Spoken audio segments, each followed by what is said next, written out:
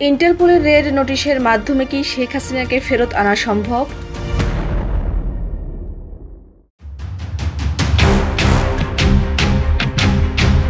জুলাই আগস্টে বাংলাদেশের সংগঠিত গণহত্যার অভিযোগে আন্তর্জাতিক অপরাধ ট্রাইব্যুনাল ক্ষমতাচ্যুত প্রধানমন্ত্রী শেখ হাসিনার বিরুদ্ধে গ্রেফতারি পরোয়ানা জারি করেছে। অন্তর্বর্তীকালীন সরকার বলেছে, ইন্টারপোলের রেড নোটিশ জারির মাধ্যমে শেখ হাসিনা সহ পলাতক আসামিদের ফেরত আনবে সরকার। রোববার অন্তর্বর্তীকালীন সরকারের আইন উপদেষ্টা অধ্যাপক আসিফ নজরুল বলেছেন, পলাতক ফ্যাসিস্ট চক্র পৃথিবীর যে দেশেই থাকুক, ইন্টারপোলের মাধ্যমে তাদের ধরে এনে বিচারের মুখোমুখি করা হবে। এর আগে গত অক্টোবরে শেখ হাসিনা সহ পলাতকদের গ্রেফতার করে আগামী 18 নভেম্বরের মধ্যে ট্রাইব্যুনালে উপস্থিত করার জন্য নির্দেশ দিয়েছে আদালত। ইন্টারপোলের রেড নোটিশ দিয়ে শেখ হাসিনা সহ পলাতকদের কবে ফেরত চাইবে বাংলাদেশ, কিংবা ভারতে পলাতকদের ইন্টারপোলের মাধ্যমে ফেরত আনা সম্ভব কিনা সেই প্রশ্ন উঠেছে।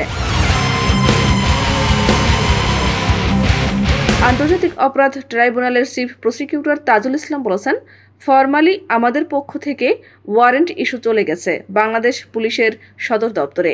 গত মাসেই ভারত সরকার নিশ্চিত করে জানিয়েছে যে শেখ হাসিনা তাদের দেশে অবস্থান করছে।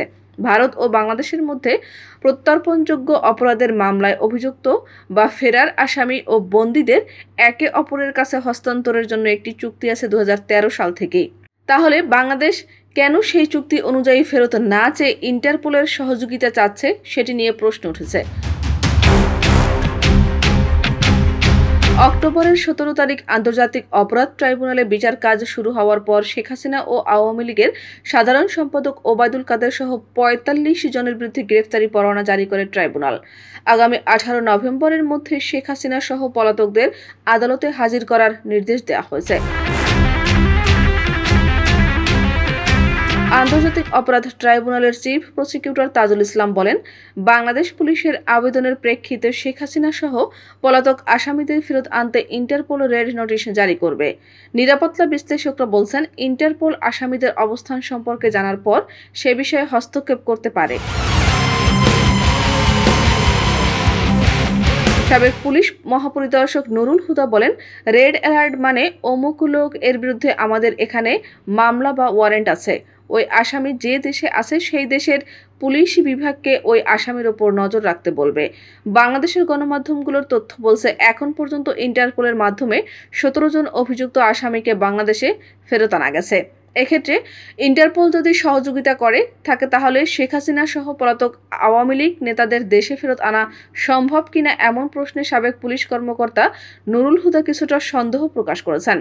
তিনি বলেছেন, ফেরত পাঠানোর বিষয়টা শুধু রেড নোটিশের মাধ্যমেই সম্ভব হয় না, সেটা সেই দেশের জুডিশিয়াল অথরিটিরও বিষয় রয়েছে। ইন্টারপোল বা ইন্টারন্যাশনাল ক্রিমিনাল পুলিশ অর্গানাইজেশন হলো এমন একটি আন্তর্জাতিক সংস্থা যেটি সারা বিশ্বের পুলিশ এবং অপরাধ বিশেষজ্ঞদের একটি নেটওয়ার্কে সংযুক্ত ও সমন্বয় করে।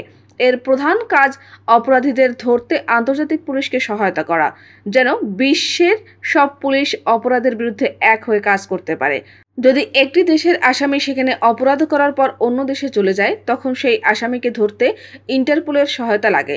সংস্থাটি অপরাধের তদন্ত, ফরেনসিক ডেটা বিশ্লেষণ, সেই সাথে পলাতকদের খুঁজে বের করতে সহায়তা করে। এক্ষেত্রে ওই দেশকে সন্দেহভাজন অপরাধের যাবতীয় তথ্য দিয়ে রেড নোটিশ জারির জন্য আবেদন করতে হয়।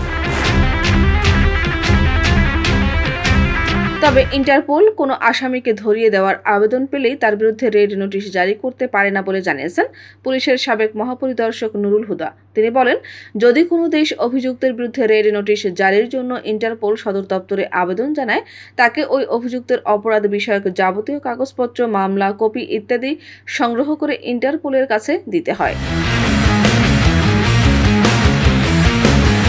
প্রসঙ্গত, ভারত ও বাংলাদেশের মধ্যে প্রত্যর্পণযোগ্য অপরাধের মামলায় অভিযুক্ত বা ফেরার আসামি ও বন্দীদের একে অপরের কাছে হস্তান্তরের জন্য একটি চুক্তি আছে 2013 সাল থেকে।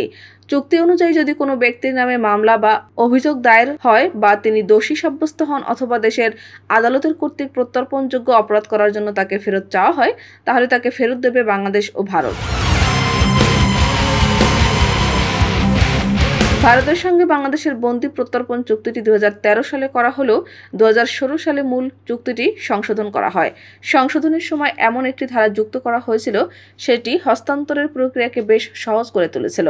গত মাসেই বাংলাদেশের আন্তর্জাতিক অপরাধ ট্রাইব্যুনাল শেখ হাসিনা সহ 45 জনের বিরুদ্ধে গ্রেফতারি পরোয়ানা জারি করেছে।